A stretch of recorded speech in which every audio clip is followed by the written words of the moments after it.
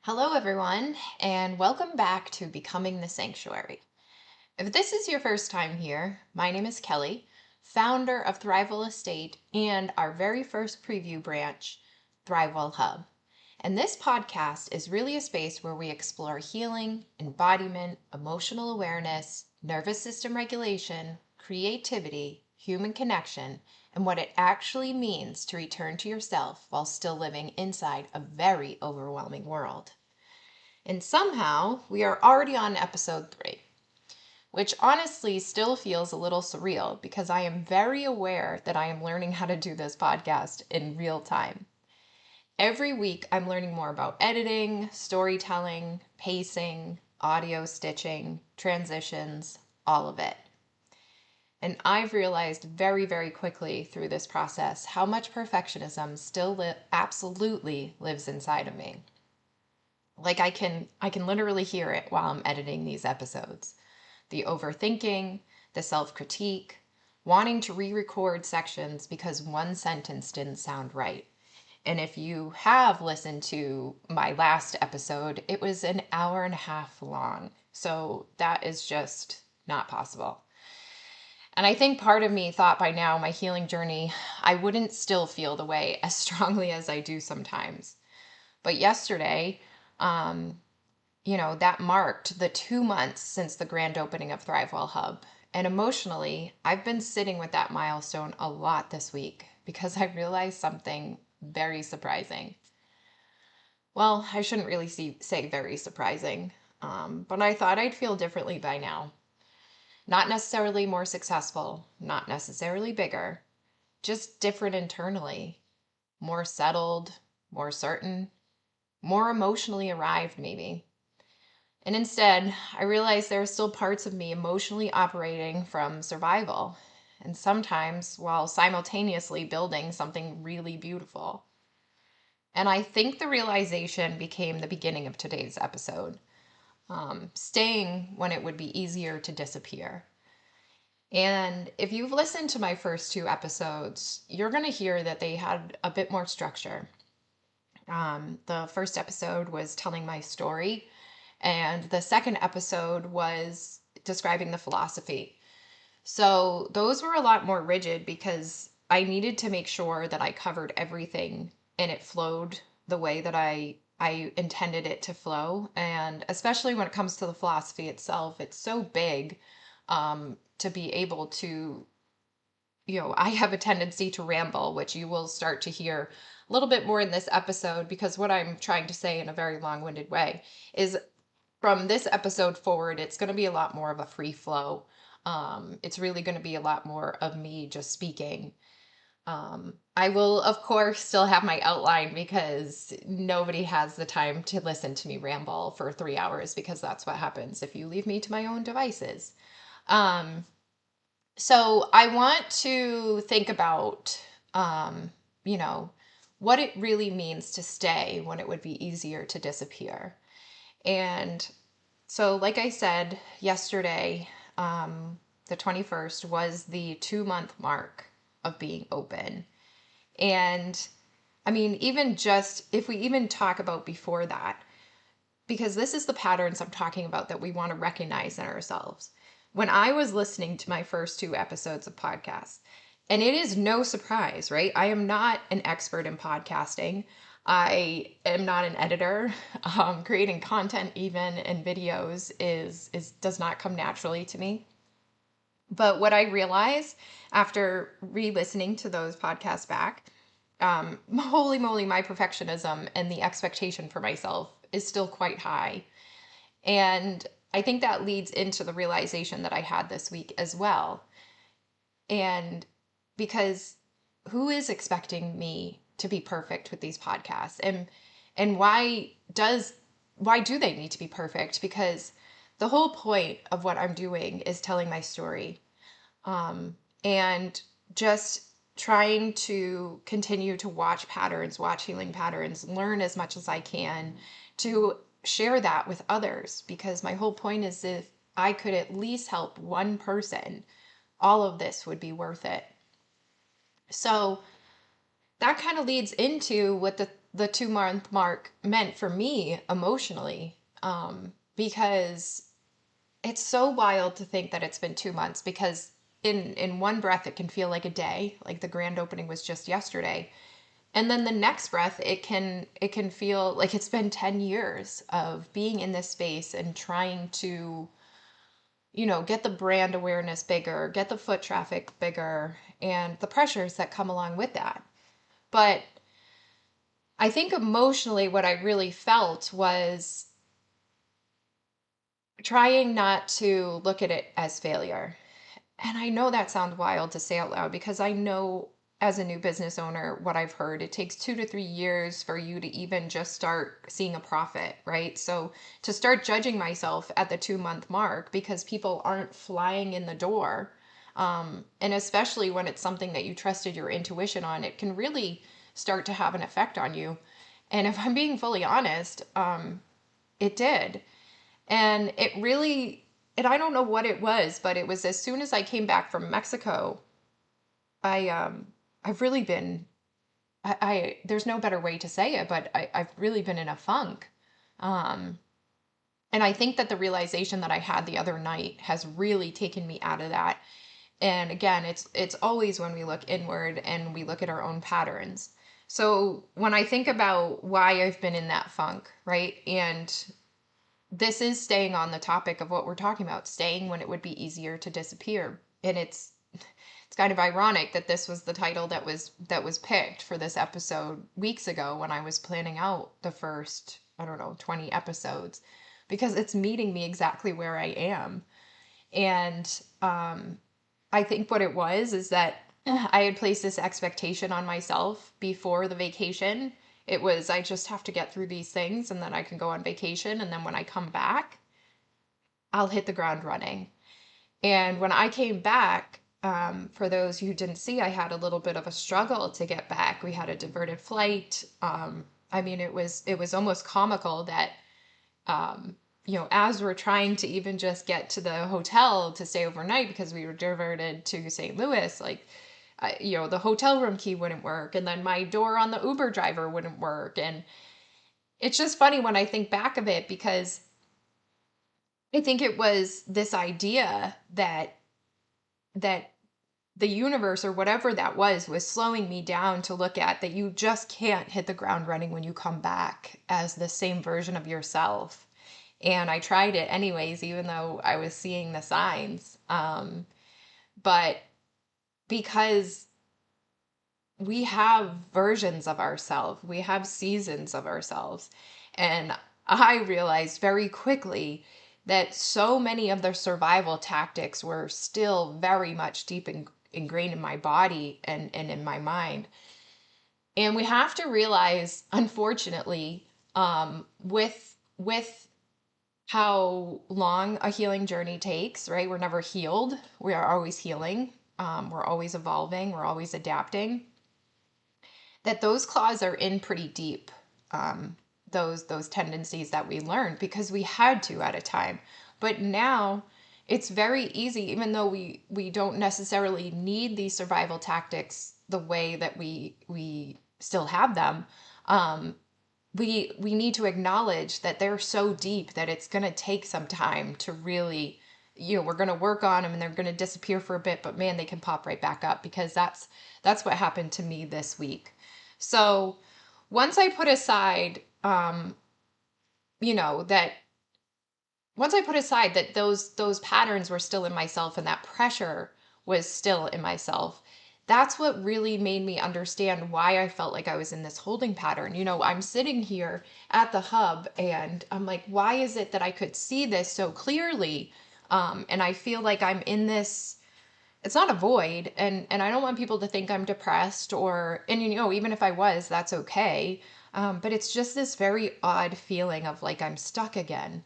And I think that's because I'm trying to bring this old version of myself, these old survival tactics, these old expectations for myself. I'm trying to bring them into the life that I built, and it just won't let me. And that's what you're going to feel, is that you get these obstacles and these roadblocks or just stagnancy. Like I come in, I open, I have amazing conversations, but I'm waiting for this. I don't know what it is. It's hard to explain. Um, and I think that when where I'm coming from is being a new business owner. And when you have to, but this can apply for any part of your anybody's life as well. But when you're in the middle of needing to build something and still needing to be creative and still showing up and still being soft for people to be able to heal and guide, I really think we need to look at how difficult that is to continue to maintain that, but not disappear from ourselves over and over and over again.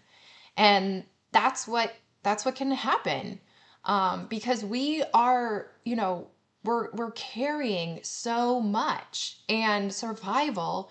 The hard part about that, and especially in the world that we're living in today, is that survival can still look productive, right? Because, and this, like I said, this applies to so much more than just entrepreneurs and business owners. This applies to parents, to caregivers, to people who are surviving financially, to emotionally overwhelmed people who are still functioning normally. We live in a culture that this is honestly, it can blend right in, because we are in a survival culture. We are in a reactionary culture, and we are in a very digital culture. So talk about being able to disappear from yourself.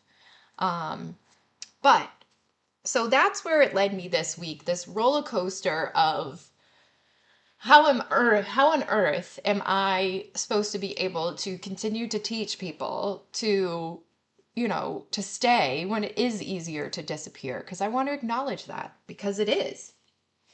But I think it's because I need to really start walking the walk.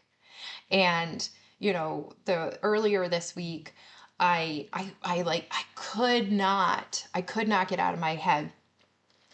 I just kept I felt it, like at the bottom of a drain. I was at like the top loop, and I was like, uh-oh, I'm starting to spiral. I'm starting to go down that drain. And so what do I do? Okay, because that's the point of this podcast. What do we do? Well, get out of your mind and get into your body. Do something. Clean, cook, build something, garden, go make a bouquet of flowers, right? Go read, go do something that gets you out of your mind and into your body. And one of the things that was stressing me out was this, the to-do list, the never-ending to-do list. So I got out of my mind and I got into my to-do list. I have been needing to make more sweatshirts since the grand opening, and I've had this box of sweatshirts in my back room for about a month. Um, and I needed to do it, add the transfers. So that's what I did. And those are my favorite, if I can give you some advice, my favorite tasks to get out of your head and into your body are ones that are tedious. It doesn't take a lot of brain power. It's even better if it's been on your to-do list for a while, because you kind of get a double whammy, like double points. You get something off your to-do list, and that feels really good. And then you also get out of your mind and into your body. So I started doing that. I continue to keep doing that. But what really, really helped me is this book that I'm reading. So I don't know if some of you have seen, and I'm going to, I'm going to give it a little plug here. But we have started a Thrivewell Book Club. We meet on the first Tuesday of every month. I'm pretty sure. I should probably confirm that. Sorry, just so many things run through my brain. But I'm pretty sure it's the first Tuesday of every month. So the first one we have is June 2nd. And what we are going to do is every month we're going to rotate through the 5 pillars of return as a theme. So this first month is ground. And the book that we picked was The Mountain Is You by Brianna Weist. And if you have not read this book, I'm not saying you have to come to our book club, because you might also be listening to this and nowhere near our book club. But I would highly, highly recommend it. The first 3 chapters alone saved me from myself this week. It just completely changed my mindset because this book is all about taking self sabotage. It identifies it, and it also, how do you change that into self mastery? And when I started reading it, I had brought it to Mexico because I wanted to start reading it down there, but for some reason I started reading a separate book. Um, but I started reading it when I came back, and maybe that's why, right? Because I really needed it more when I came back than when I was there. But this book, it just has the ability to really, like slowly, when I read the first chapter, I was just like, wow, wow, wow. Like it just kept expanding my mind, expanding my mind. And especially when you start to think about like how a mountain is formed and what that is, a lot of the healing journey is a mountain that we have to climb. But slowly as I started reading, um, the words of the book really started landing really hard for me. And not because the words themselves were harsh, it was because it was honest. And I was sitting outside the other night. That it must have been maybe Tuesday or Wednesday night. I think it was Wednesday night. I do that all the time. It doesn't matter what night it was. There was a night that I was sitting outside, um, just kind of decompressing from the day and really just trying to understand why I'm feeling the way that I'm feeling and thinking about this book and how a mountain is formed and it's 2 plates of the earth coming together and it pushes it up into a mountain. And I just had this vision. Sorry, I just hit my microphone if you could hear that. Um, it it's like the old version of yourself and the new version of yourself are colliding and forming this mountain. And when you're walking up the mountain, and that's your old self, right? That as you're walking up the mountain, you have to let go of these old habits and these old narratives and these old restrictions or expectations that you put on yourself. And that's what it takes to get to the top. And it's almost this feeling of like, okay, so then once you get to the top and you are officially in this new version of yourself, this new version that you have to meet to be able to embody the life that you have now created, it's almost like you just slide right down into this new life. And that was the image that I had in my head. And it's so funny because when you do start really like going on your healing journey, and like I said, there's always seasons, because it's like I had a very similar realization. I think if I had known what I was up against in when I first got sober, because it felt like a very similar mountain, just in very different reasons why. So I was on the phone, and I just had, because I was talking it out with my mother actually, and I just had the biggest oh shit moment. Like, oh shit. The reason why I feel so stuck and why I feel like I'm in this holding pattern is me. It's my stuff. It's like I said, it's the expectations, it's the old narratives, it's the habits that I need to let go of and the routines that I need to form. Like the answer's been in front of me all along. I just couldn't see it yet. And now that I actually know what I need to do, right? Because we talk about in the last episode, awareness is not enough. It's not enough. Maybe it was enough once upon a time, but in today's world, it's not enough anymore. We need embodiment. We need to start walking the walk. Okay. And I don't mean just because I can do it too, right? And this isn't, when you're doing the deeper work in these situations, like this isn't for you. For me, it was really easy for me to start even manipulating my own healing, right? Like that I was giving my all when I wasn't. And I was almost embarrassed. I don't know if embarrassed is the right word, but I realized that in each category of my life, right, whether it's my physical health or my fitness or my skin routine or my hygiene or Thrivewell or family life or whatever that is, any category in my life, I had a realization that I was only giving 50% because I am so capable. And again, this is why I hold back on saying that, because I don't want it to sound cocky, but I realize that I am very capable. And if I could accomplish everything that I've already accomplished while giving 50% and still carrying so much of my old self, what on earth could I accomplish if I started giving 100%? And I think that thought as well scared me because, my life as I knew it is gone. The person as I knew her is gone. So sometimes success can scare us too, or what path is this going to take me on? But again, I know one of my biggest issues is that I need to officially let go of control. I need to officially trust this process and surrender the outcome. Because when I try to hold on to control, that's when my expectations come back.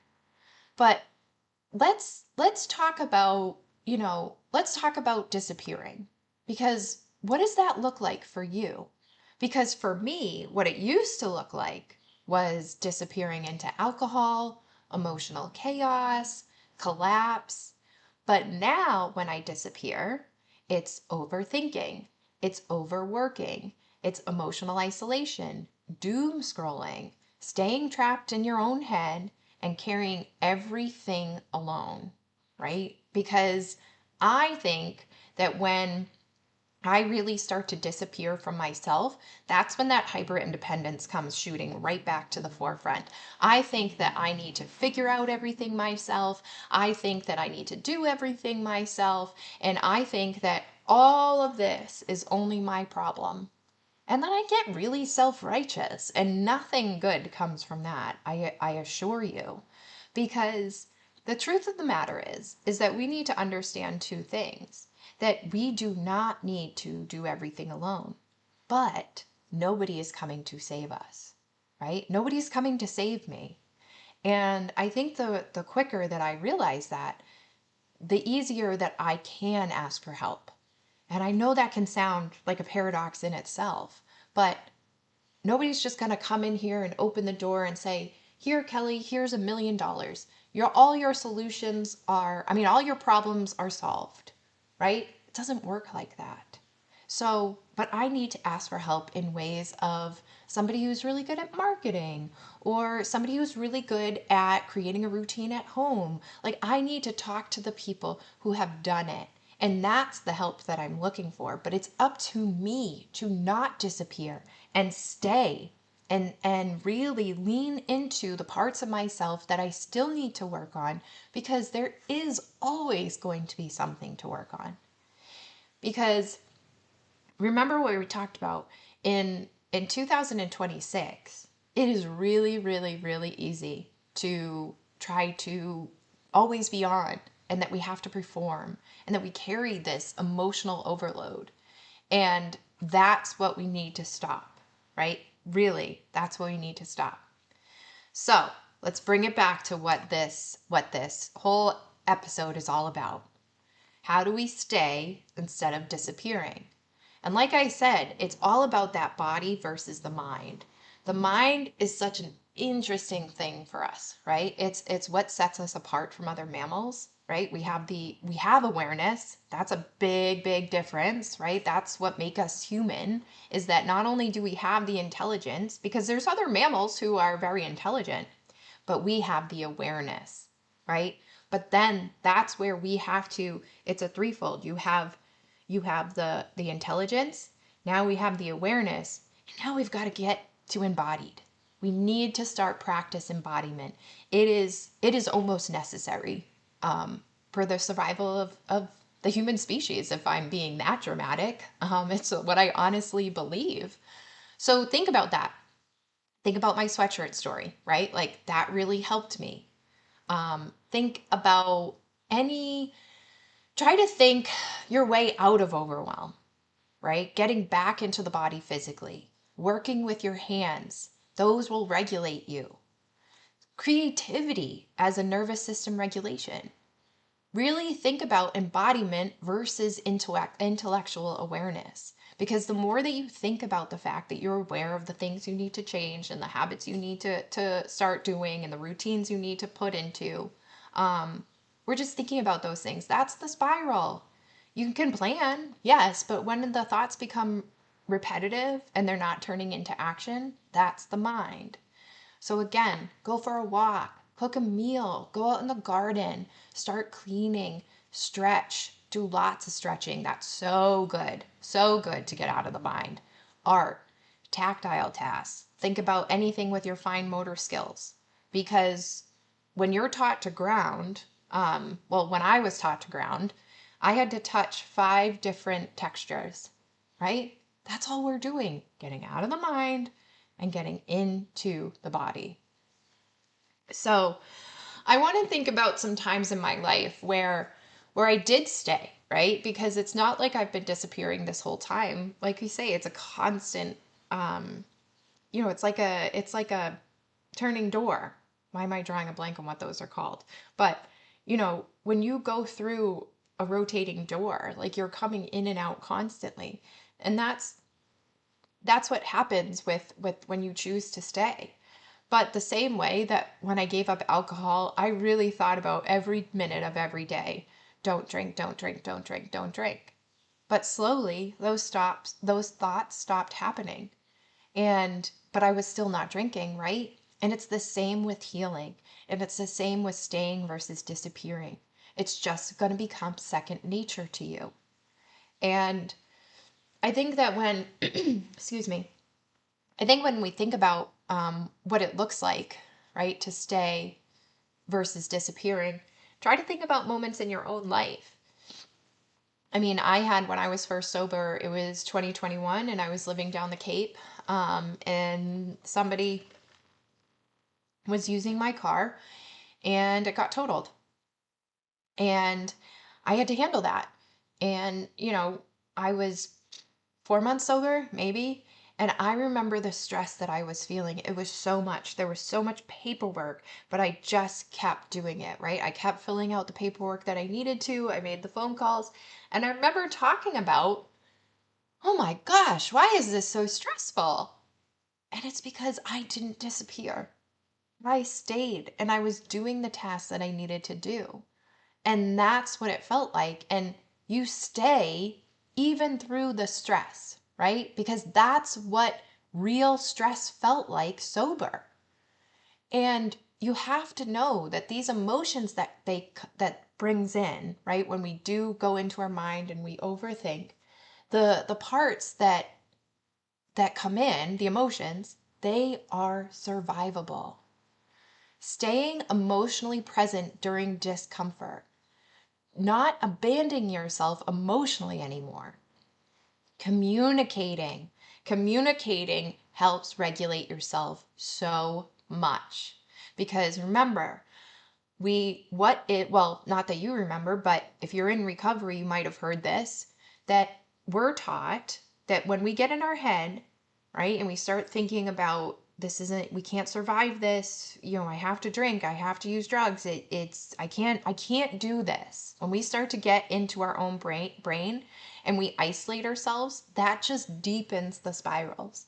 And we're taught your phone will weigh 1,000 pounds in that moment. But the opposite of addiction is connection.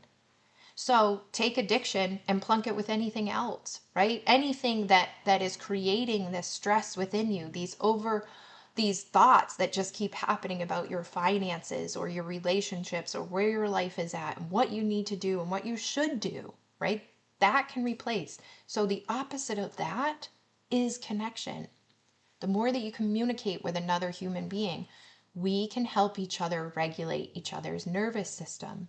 That's why if you're around somebody who's all like anxious and their vibration is really, you can feel that, and your nervous system starts to be like, oh gosh, like why am I feeling this way?